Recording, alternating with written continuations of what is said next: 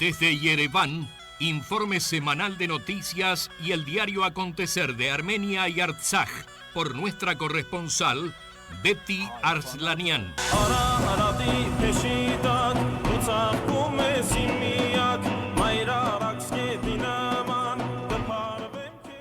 Bienvenida Betty Arslanian, como todas las semanas, al reporte que realizamos en vivo desde Armenia en esta primera semana del mes de mayo. Hola Romy, hola a toda la audiencia, es un placer estar nuevamente aquí con ustedes. Justo los estaba escuchando y bueno, quiero aprovechar también para saludar a Diario Armenia, a todo su staff por estos 90 años, que es un montón, pero también sabemos que es mucho el camino que todavía queda por delante. Y que por supuesto es un motivo para enorgullecernos todos, ¿no? El trabajo inmenso que hace Diario Armenia y su equipo día a día. Así que bueno, hago extensivo el saludo también para ellos. Y bueno, estamos acá nuevamente con el reporte semanal. Vamos a comenzar con una noticia que no es tan buena, no es para nada buena, mejor dicho, y consiste en el avance de los azeríes sobre territorio armenio. Esta semana los azeríes avanzaron en una oportunidad alrededor de 370 metros, ¿no? Desde su posición hasta el distrito de Norgazanchi, que se ubica en la región de Mardaker, ¿no? En Artsaj. Según lo que se dice, vinieron por la noche y montaron una carpa. En esta oportunidad, bueno, ellos se negaron a retirarse y dijeron que estaban cumpliendo una orden. Luego, bueno, comenzaron las conversaciones en las que, por supuesto, participaron también las tropas rusas de paz, a raíz de las cuales luego se retiraron, ¿no? Después de estas conversaciones. Sin embargo, hace algunos días los azeríes volvieron nuevamente a esta zona, ¿no? Desde sus posiciones, pero de nuevo se vieron también obligadas a retirarse luego de conversaciones con las fuerzas de paz rusas y representantes del Ejército de Defensa armenio. Más adelante, ya luego de algunos días, ya el 28 de abril, pero al noroeste de la frontera de Armenia, con Azerbaiyán, de 8 a 10 personas, pero vestidas de civil, cruzaron la línea de contacto con alrededor de entre 30 y 40 metros de tuberías largas, que probablemente sean para abastecer de agua a una base azerí que se encontraba muy cerca de esa zona, del otro lado de la línea de contacto, ¿no? Bueno, estas personas, al ver a las Fuerzas Armadas de Armenia, se apresuraron al pueblo del otro lado de la frontera azerí, dejando las tuberías en la zona intermedia, ¿no? Así que vemos cómo continúa esta tensión, estos intentos de tratar de avanzar sobre territorio armenio y artsají. Y bueno, esta tensión que les decía entre Armenia, Artsaj y Azerbaiyán también gira en torno a un problema que nos tiene muy preocupados, que consiste en los prisioneros de guerra, ¿no? Ya que, bueno, continúa el llamado de atención de los cuerpos internacionales por esta cuestión urgente de los prisioneros de guerra y civiles también armenios que se encuentran detenidos en Azerbaiyán. Y al respecto, bueno, esta semana el presidente de Armenia, Armen Sarkisian, envió cartas a la Secretaría General del Consejo de Europa y a la Secretaría de la Organización para la Seguridad y la Cooperación en Europa, reclamando que los prisioneros de guerra detenidos por Azerbaiyán deben ser devueltos lo antes posible. Bueno, en su comunicado manifestó que, a pesar de los repetidos llamamientos de la comunidad internacional para que se ponga un fin inmediato a la guerra, el liderazgo, la dirigencia político-militar de Azerbaiyán ha atacado a civiles, violando los derechos humanos, el derecho internacional humanitario. Y todo esto provocó la pérdida, como sabemos, de miles de vidas de jóvenes, la discapacidad de otros tantos miles, el desplazamiento de la población y la destrucción del patrimonio histórico y cultural armenio, ¿no? Esto es lo que mencionaba el presidente en su carta. Y esta cuestión de los prisioneros de guerra es una prioridad, y Azerbaiyán sigue negándose, obstaculizando el regreso de estos ciudadanos armenios, ¿no? Y por supuesto también está politizando esta cuestión, tanto por medio del Comité Internacional de la Cruz Roja, como por otras organizaciones internacionales. Se supo que estas personas prisioneras que están, bueno, capturadas por Azerbaiyán, enviaron un mensaje en un video a sus familias, ¿no?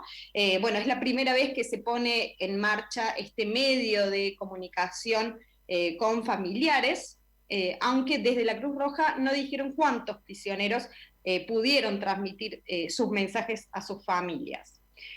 Bueno, por otro lado tenemos un tema que es muy preocupante también y tiene que ver con el patrimonio cultural, que ya también lo mencionamos, ¿no? Esta semana la ministra de Educación, Ciencia y Cultura de Artsaj, Lucine Jarajanian, manifestó que Azerbaiyán aplica, como sabemos, una política de destrucción y falsificación del patrimonio cultural armenio.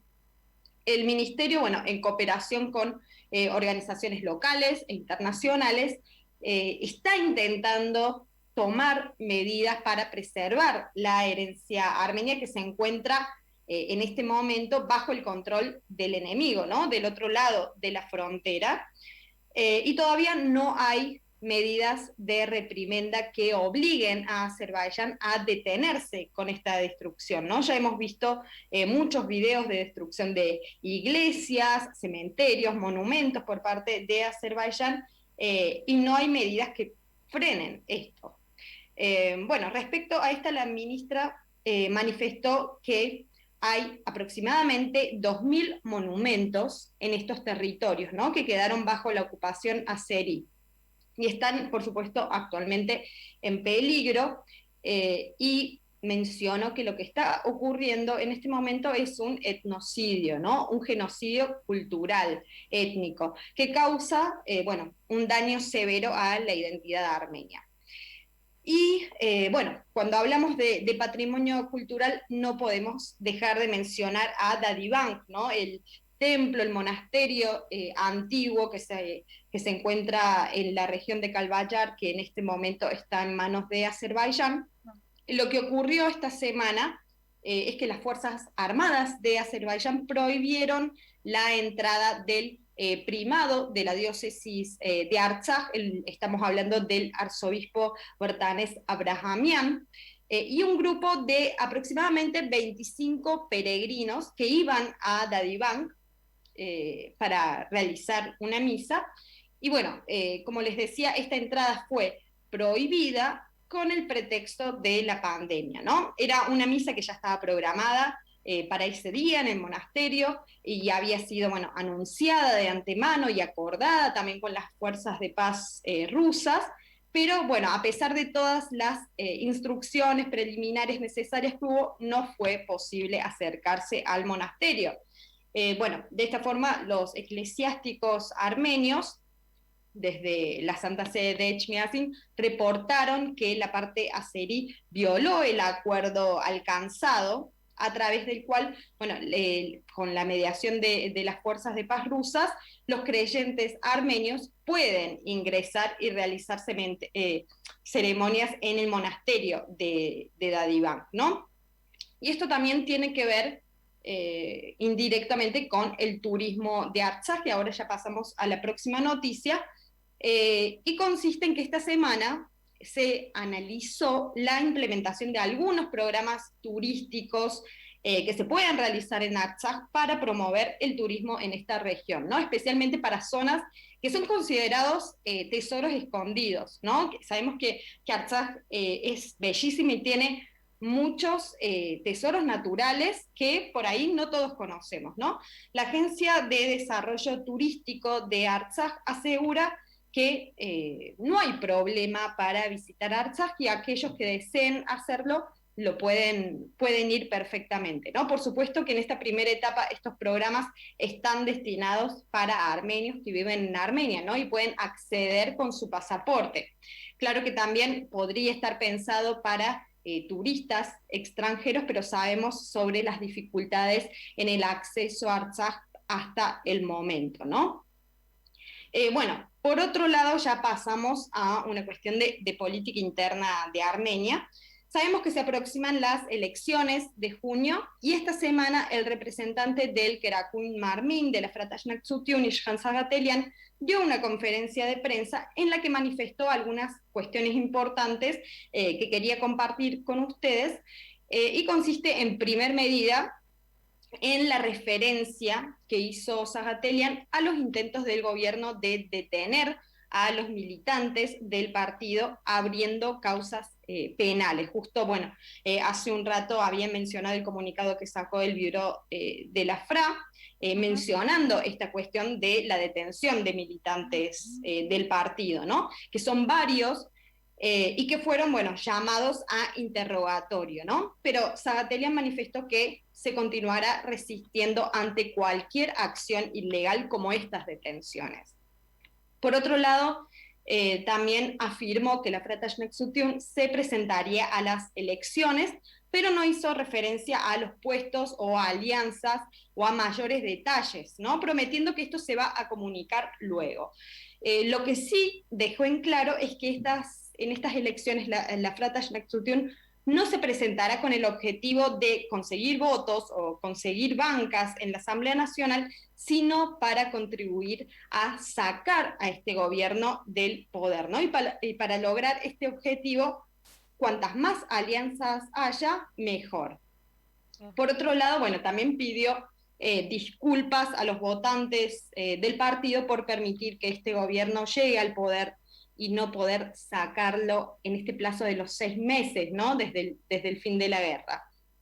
Por otro lado, bueno, en relación también a las elecciones, esta semana, bueno, va a haber una sesión especial en la Asamblea Nacional, específicamente el 3 de mayo, durante el cual se discutirá el tema de la elección del primer ministro, ¿no? La sesión va a tener lugar el 3 de mayo a las 12 horas.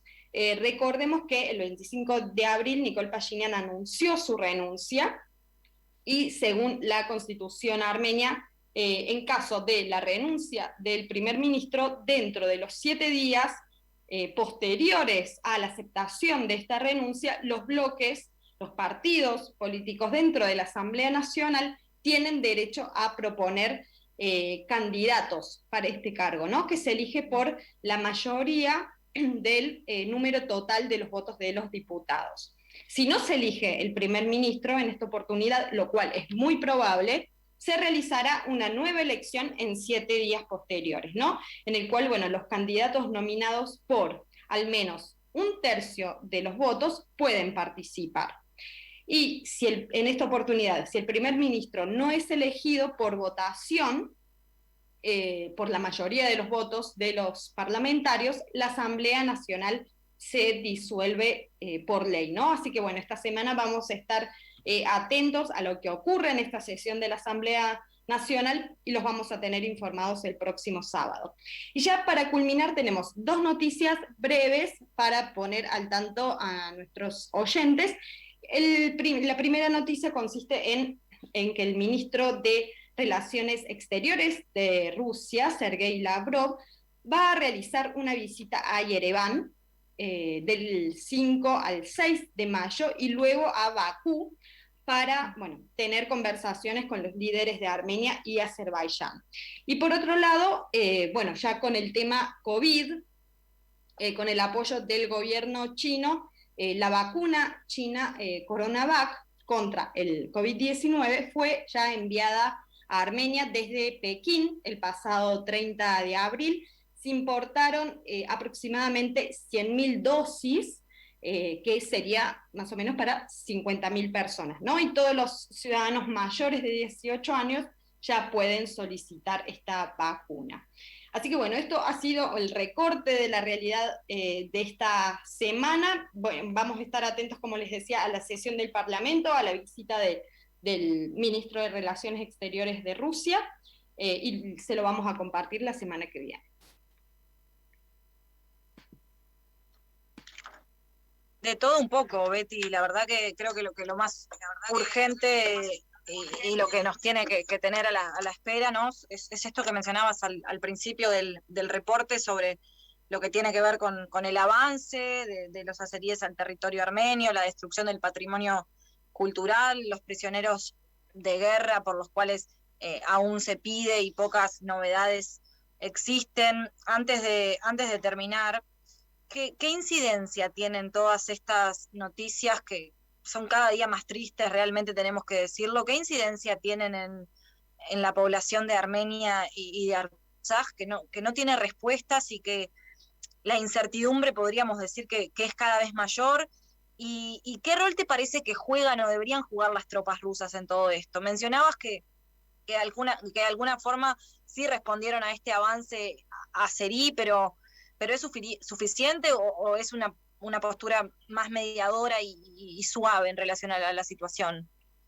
Sí, por supuesto que el rol de las tropas rusas de paz es sumamente importante, ¿no? Porque en este momento sería como el órgano mediador en toda esta cuestión, porque sabemos que si lo dejamos a los azeríes al libre albedrío, no sabríamos a dónde podríamos llegar, podrían avanzar, y bueno, de hecho de este modo provocaron los ataques el año pasado, ¿no? Pero bueno, también la población armenia sabe que esto consiste en un juego de provocaciones, ¿no? Por parte de Azerbaiyán. Estas idas y venidas, el tire, empuje, de me acerco, retrocedo y demás, son, por supuesto, como les decía, provocaciones y que tienen el único objetivo de generar miedo, generar pánico en la sociedad, específicamente, bueno, en todas estas, en las aldeas fronterizas, ahora más que nada, bueno, en la provincia de Siunik, que básicamente, por decirlo así de simple, los azeríes lo único que quieren es que las poblaciones no tengan, o sea, no haya habitantes en esas regiones, ¿no? Para que para ellos luego sea más fácil, no sé, construir la carretera con la que ellos amenazan, que en teoría se va a construir al sur de Armenia, o para ir comiendo más y más aldeas, ¿no? Usando, bueno, esta palabra. Pero bueno, la población armenia sabemos que en este momento tiene también muchos frentes que atender, desde la salud, Realmente. con la pandemia, la crisis económica también, que no es menor, saber, también, bueno, otro tema muy preocupante es la migración, la salida de ciudadanos armenios para seguir sus vidas fuera de Armenia, porque no encuentran oportunidades aquí. Así que bueno, son muchos los frentes. Pero bueno, afortunadamente tenemos una sociedad fuerte, podemos decir, en espíritu, y que puede hacer frente a todo esto, y con garras seguramente vamos a salir. Es esta la realidad, el día a día que se vive en Armenia. Gracias por poder plasmarlo en este informe todas las semanas. Es muy importante poder escucharte semana a semana, porque puede suceder que uno desde la diáspora armenia a veces focalice las noticias o la importancia de la cuestión en otro lado, y en realidad el verdadero objetivo y lo que hay que escuchar y atender, por supuesto que hay un marco internacional también muy importante, pero en definitiva es como viven nuestros compatriotas. Así que muchas gracias, Betty. Gracias a ustedes, chicos, fue un placer y les deseo buena semana a todos. Igualmente.